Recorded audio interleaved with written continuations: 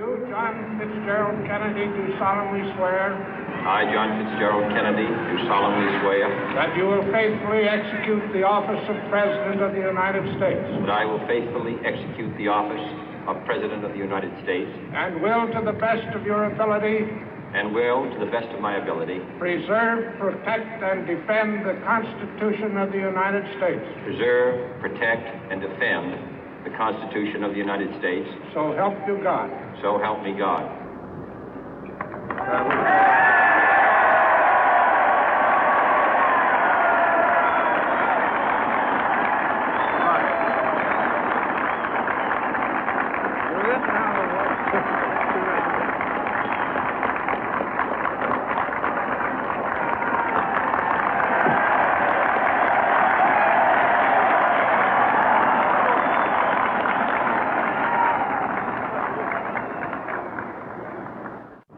Vice President Johnson, Mr. Speaker, Mr. Chief Justice, President Eisenhower, Vice President Nixon, President Truman, Reverend clergy, fellow citizens.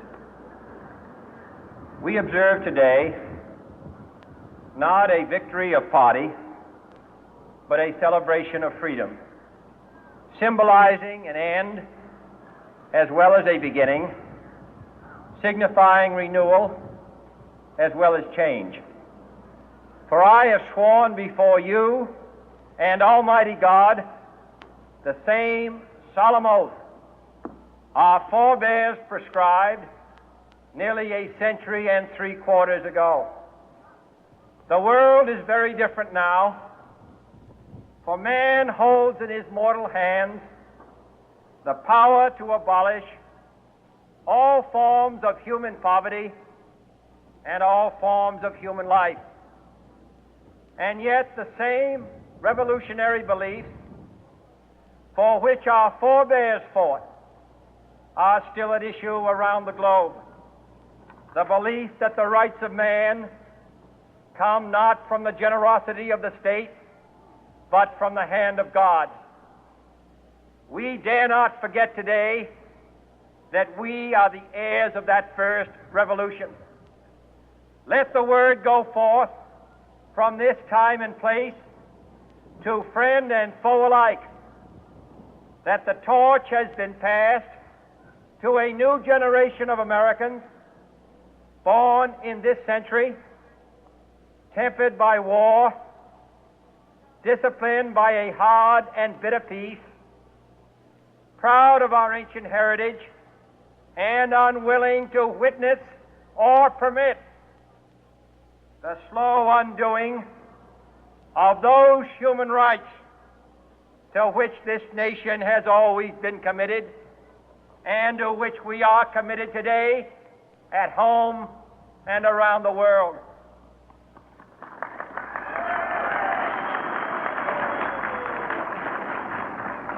Let every nation know, whether it wishes us well or ill, that we shall pay any price, bear any burden, meet any hardship, support any friend, oppose any foe to assure the survival and the success of liberty.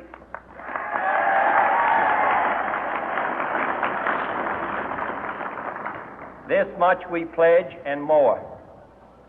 To those old allies whose cultural and spiritual origins we share, we pledge the loyalty of faithful friends. United, there is little we cannot do in a host of cooperative ventures. Divided, there is little we can do, for we dare not meet a powerful challenge at odds and split asunder. To those new states whom we welcome to the ranks of the free, we pledge our word that one form of colonial control shall not have passed away merely to be replaced by a far more iron tyranny. We shall not always expect to find them supporting our view, but we shall always hope to find them strongly supporting their own freedom, and to remember that in the past, those who foolishly sought power by riding the back of the tiger ended up inside.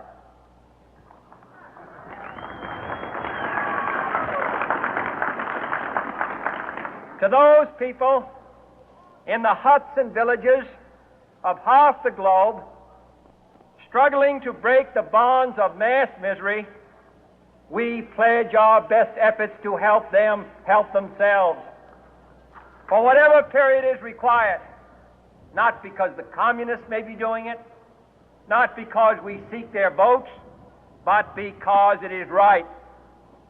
If a free society cannot help the many who are poor, it cannot save the few who are rich.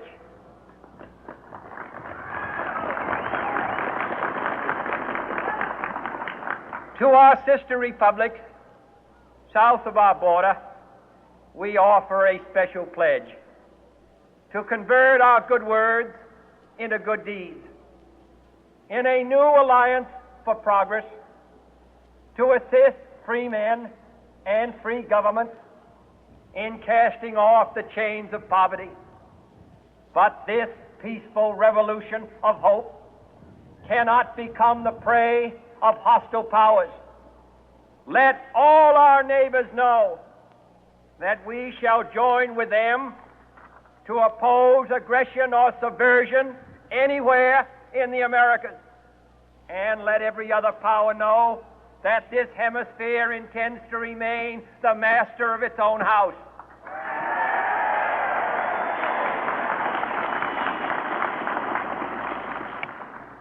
To that World Assembly of Sovereign States, the United Nations, our last best hope, in an age where the instruments of war have far outpaced the instruments of peace, we renew our pledge of support to prevent it from becoming merely a forum for invective, to strengthen its shield of the new and the weak, and to enlarge the area in which its writ may run. Finally, to those nations who would make themselves our adversary, we offer not a pledge, but a request that both sides begin anew the quest for peace. Before the dark powers of destruction, unleashed by science, engulf all humanity in planned or accidental self-destruction, we dare not tempt them with weakness, for only when our arms are sufficient beyond doubt can we be certain beyond doubt that they will never be employed.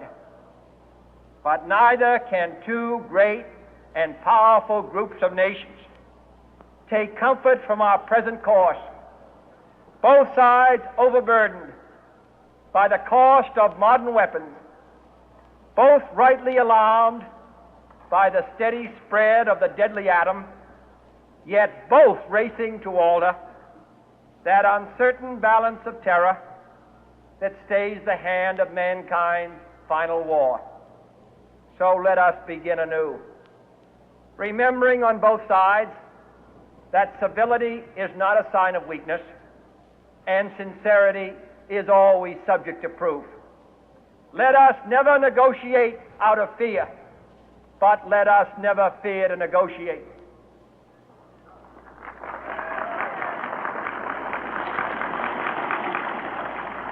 Let both sides explore what problems unite us, instead of belaboring those problems which divide us. Let both sides, for the first time, formulate serious and precise proposals for the inspection and control of arms, and bring the absolute power to destroy other nations under the absolute control of all nations.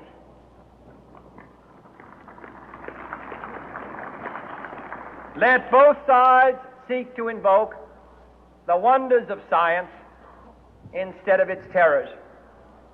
Together, let us explore the stars, conquer the deserts, eradicate disease, tap the ocean depths, and encourage the arts and commerce.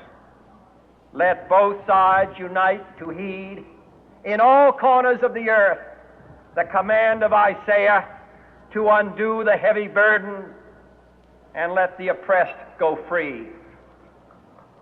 And if a beachhead of cooperation may push back the jungle of suspicion, let both sides join in creating a new endeavor, not a new balance of power, but a new world of law, where the strong are just and the weak secure and the peace preserved. All this will not be finished in the first 100 days, nor will it be finished in the first 1,000 days, nor in the life of this administration, nor even perhaps in our lifetime on this planet. But let us begin.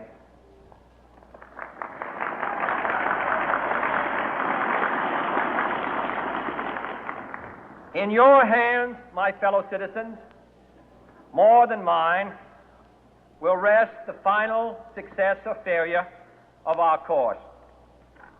Since this country was founded, each generation of Americans has been summoned to give testimony to its national loyalty.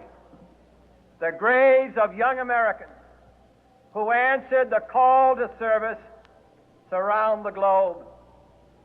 Now the trumpet summons us again, not as a call to bear arms, though arms we need, not as a call to battle, though in battle we are, but a call to bear the burden of a long twilight struggle, year in and year out, rejoicing in hope, patient in tribulation, a struggle against the common enemies of man, tyranny, poverty, disease, and war itself. Can we forge against these enemies a grand and global alliance, north and south, east and west, that can assure a more fruitful life for all mankind? Will you join in that historic effort?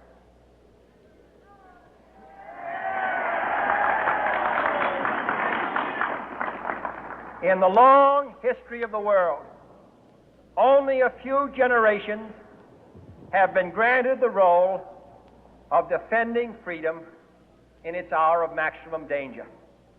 I do not shrink from this responsibility. I welcome it.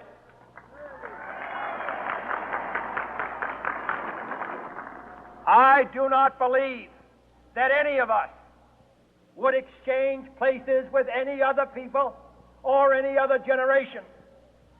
The energy, the faith, the devotion which we bring to this endeavor will light our country and all who serve it.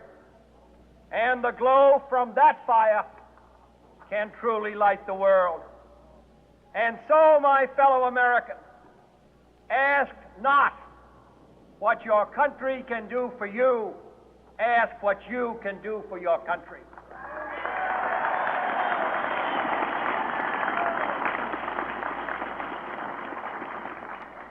My fellow citizens of the world, ask not what America will do for you, but what together we can do for the freedom of man.